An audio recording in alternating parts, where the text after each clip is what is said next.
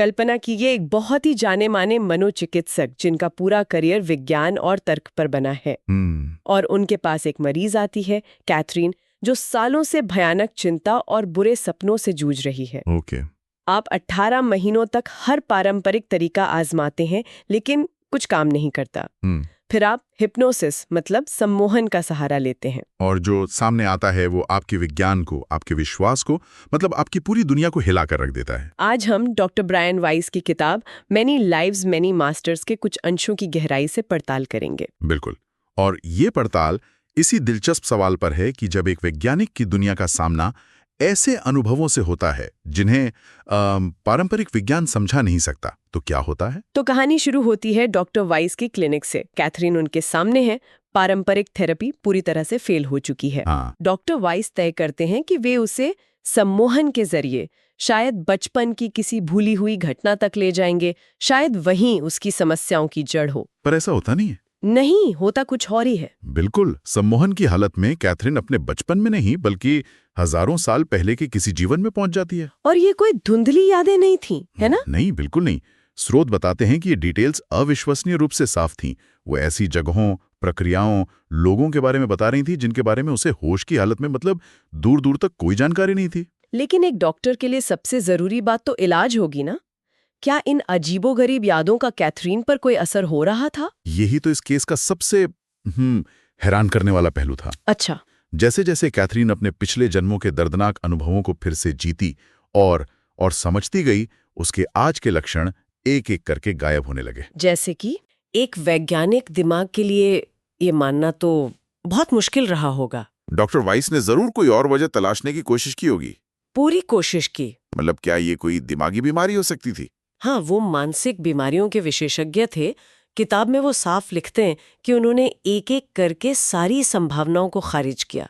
उन्होंने जांचा कि क्या कैथरीन को सिजोफ्रेनिया या मल्टीपल पर्सनालिटी डिसऑर्डर जैसी कोई समस्या है। लेकिन ऐसा कुछ नहीं था। कुछ भी नहीं।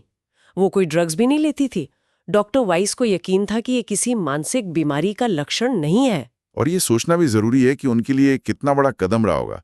मतलब मनोचिकित्सा का तो पूरा ढांचा ही इस बात पर टिका है कि यादें और मानसिक समस्याएं वो इसी जीवन में बनती हैं। सही बात है।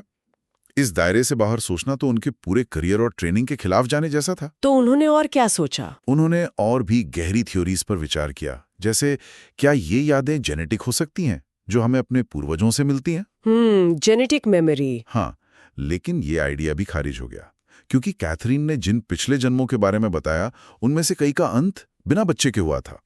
तो जेनेटिक चेन तो वहीं टूट जाती थी। अच्छा, तो जेनेटिक मेमोरी नहीं थी, पर कार्ल यूंग के कलेक्टिव अनकॉन्शियस जैसा कुछ?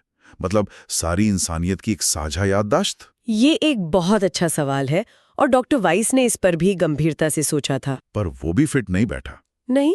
क्योंकि यूंग का कॉन्सेप्ट ज्यादातर सार्वभौमिक प्रतीकों और मूल रूपों के बारे में है, जैसे हर संस्कृति में एक हीरो की कहानी होती है। ओके। जबकि कैथरीन की यादें वो बहुत ही ज्यादा निजी और विशिष्ट थीं। मतलब वो लोगों के नाम, जगहों के नक्शे, अपनी भावनाएं इतनी बारीक जानकारी दे रही थी जो कलेक्टिव अनकॉन्शियस के दायरे में फिट नहीं होती। तो जब सारे वैज्ञानिक रास्ते बंद हो गए, तब डॉक्टर वाइस के पास सिर्फ एक ही अविश्वसनीय लेकिन तर्कसंगत एक्सप्लेनेशन बचा था। पुनर्जन्म। पुनर्जन्म। तो ठीक है, अगर वैज्ञानिक थ्योरी काम नहीं कर रही थी, तो कैथरीन असल में देख क्या रही थी? किताब में एक सेशन का जिक्र है जहां वो प्राचीन मिस्र पहुंच गई थी। वो कैसा था? वो बहुत ही जीवंत ब्यौरा है। कैथरीन बताती है कि वो एक बाजार जैसी जगह पर है।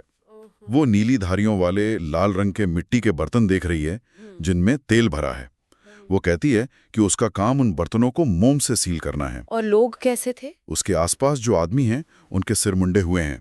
वो अपने कपड़े भी बताती है, सुनहरे बॉर्डर वाला एक लंबा सा कपड़ा और गले में चपटे सोने का बना एक पक्षी का हार। ये तो बहुत ही स्पेसिफिक डिटेल्स हैं। कोई ऐसा इंसान जिसे इतिहास में कोई दिलचस्पी ना हो, वो इतनी छोटी छोटी बातें कैसे बता सकता है? इन्हीं छोटी छोटी डिटेल्स की वजह से ये कहानी असली लगती है। वो सोने की जड़ाई वाले एक सफेद जार का जिक्र करती है जिसका इस्तेमाल दूसरी दुनिया में जाने के लिए होता था, जो साफ तौर पर किसी अंतिम संस्कार की रस्म की ओर इशारा कर रहा था। बिल्कुल। फिर उसी जीवन में वो एक और भयानक घटना का वर्णन करती है। पानी से फैलने वाली एक महामारी का। हाँ, और यहाँ से ये और भी दिलचस्प हो जाता है। उसे याद आता है कि उस महामारी में उसके पिता और एक भाई की मृत्यु हो गई थी। और वो बताती है कि वो बीमारी से बचने के लिए क्या करते थे। हाँ, लहसुन जैसी एक सफेद जड़ी बूटी लटकाना और टेनिस नाम का एक बैंगनी फल खाना। ये टेनिस फल, ये तो बहुत ही अजीब डिटेल है। क्या इसका कोई ऐतिहासिक आधार था? डॉक्टर वाइस ने भी रिसर्च करने की कोशिश की, लेकिन ऐसी कोई पुख्ता जानकारी मिलना मुश्किल था। वो थी उसकी यादों की निरंतरता। उसने इस जीवन को पहले भी याद किया था और हर बार डिटेल्स बिल्कुल वैसी ही थी। और उसने वहाँ के देवी देवताओं का भी जिक्र किया था, है ना? हाँ, ये भी बहुत दिलचस्प था। वो एक सियार जैसे सिर वाले संरक्षक की मूर्ति देखती है और सिरिस का नाम लेती है और फिर अचानक पूछती है, हैथोर कौन है? जैसे उसे नाम तो याद है पर मतलब नहीं पता। बिल्कुल। डॉक्टर वाइस को भी उस समय नहीं पता था। बाद में उन्होंने पता किया कि हैथोर प्रेम और आनंद की मिस्र की देवी थी।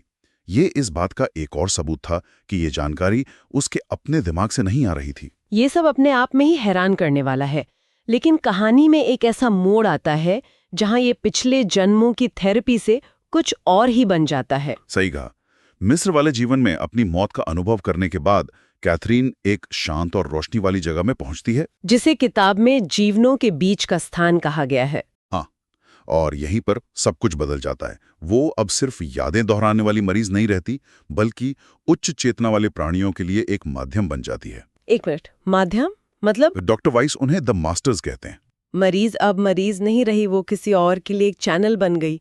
ये तो किसी भी डॉक्टर के लिए बहुत बड़ा झटका होगा। जाहिर है। कैथरीन की आवाज, उसके बात करने का तरीका, क्या वो भी बदल गया था? पूरी तरह से। किताब में डॉक्टर वाइस बताते हैं कि उसकी आवाज गहरी और अधिकारपूर्ण हो जाती थी। वो ऐसे ज्ञान और दर्शन की बातें करने लगती थी जो 27 साल की कैथरीन की अपनी समझ से कोसों दूर थी। पर सबसे चौंकाने वाली बात जिसने डॉक्टर वाइस के सारे शक को हमेशा के लिए खत्म कर दिया, वो कुछ और ही थी। हाँ, वो क्या थी? मास्टर्स ने कैथरीन के जरिए डॉक्टर वाइस की निजी जिंदगी के बारे में बात करना शुरू कर दिया। उनकी निजी जिंदगी? उन्होंने उनके पिता का जिक्र किया और फिर उनके बेटे का, जिसकी बचपन में एक बहुत ही दुर्लभ हार्ट कंडीशन की वजह से मौत हो गई थी। ओह। उन्होंने बताया कि डॉक्टर वाइस के पिता और बेटा दोनों साथ हैं और उनका प्यार उन तक पहुंच रहा है। ये ऐसी बातें थीं जो कैथरीन के लिए जानना नामुमकिन था। ये पब्लिक जानकारी नहीं थी। एक वैज्ञानिक के तौर पर कोई इसका सामना कैसे करता है जब सबूत इतना पर्सनल और इतना अचूक हो कि उसे झुटलाया ही ना जा सके? नहीं किया जा सकता। डॉक्टर वाइस के लिए यही वो पल था जब उनका संदेह पूरी तरह से खत्म हो गया। ये अब सिर्फ कैथरीन का केस नहीं रह गया था। नहीं, ये उनकी अपनी हकीकत बन चुका था। उन्हें मानना पड़ा कि वो किसी ऐसी चीज का सामना कर रहे हैं जो विज्ञान की किताबों में नहीं लिखी है। और फिर वो संदेश आने लगे। धैर्य और समय के बारे में एक संदेश का जिक्र है, वो क्या था? हाँ, एक सेशन में मास्टर्स कहते हैं, जीवन में जल्दबाजी नहीं की जा सकती। हमें वह स्वीकार करना चाहिए जो एक निश्चित समय पर हमारे पास आता है। जीवन अनंत है, इसलिए हम कभी मरते नहीं। हम वास्तव में कभी पैदा ही नहीं हुए थे। हम सिर्फ अलग अलग अवस्थाओं से गुजरते हैं। ये तो किसी थेरेपी सेशन जैसा नहीं, बल्कि किसी दार्शनिक से बात करने जैसा लगता है। बिल्कुल, ये संदेश इस अनुभव को एक बड़े नजरिए से जोड़ता है। ये थेरेपी अब सिर्फ पिछले जन्मों के दुखों को ठीक करने के बारे में नहीं थी, बल्कि जिंदगी के बड़े आध्यात्मिक सबकों को समझने के बारे में थी। हाँ, संदेश ये था कि समय कोई सीधी रेखा नहीं है जिस पर हम दौड़ रहे हैं, बल्कि ये सबकों का एक चक्र है और हर चीज अपने सही वक्त पर होती है। तो इस सब का क्या मतलब निकलता है? ये कहानी सिर्फ एक मरीज के ठीक होने की नहीं है। नहीं, ये एक वैज्ञानिक के अपनी पूरी दुनिया को, अपने पूरे पेशे को एक नए सिरे से देखने की है। ये शक से शुरू होकर यकीन तक पहुंचने का एक ऐसा सफर है जो ऐसे सबूतों पर आधारित है जिन्हें वो नजरअंदाज नहीं कर सके। बिल्कुल। और किताब इसे सिर्फ एक अजीब केस की तरह नहीं दिखाती, बल्कि चेतना, जीवन और मृत्यु की हमारी समझ में एक बड़े बदलाव की संभावना के तौर पर पेश करती है। तो सबसे बड़ा सबक यहाँ क्या है? शायद ये कि हमारे कुछ गहरे डर और फोबिया हमारे है ही नहीं। हो सकता है वो किसी और समय, किसी और जिंदगी के घाव हों जिन्हें हम आज भी अपने साथ ढो रहे हों। और इलाज, जैसा डॉक्टर वाइस ने पाया, कभी कभी याददाश्त के उन अंधेरे कोनों में छिपा होता है। सही बात है। ये निश्चित रूप से सोचने के लिए बहुत कुछ छोड़ जाता है। ये सोचना कि हमारी जिंदगी का पैटर्न शायद इस एक जीवन से कहीं ज्यादा बड़ा है। बिल्कुल। और यही एक महत्वपूर्ण सवाल ये किताब हमारे विचार के लिए छोड़ देती है। अगर हम ये मान लें कि हमारा जीवन सीखने की एक अनंत यात्रा का सिर्फ एक पड़ाव है, तो ये दृष्टिकोण हमारी आज की चुनौतियों, हमारे डर और हमारे रिश्तों को देखने के तरीके को कैसे बदल सकता है।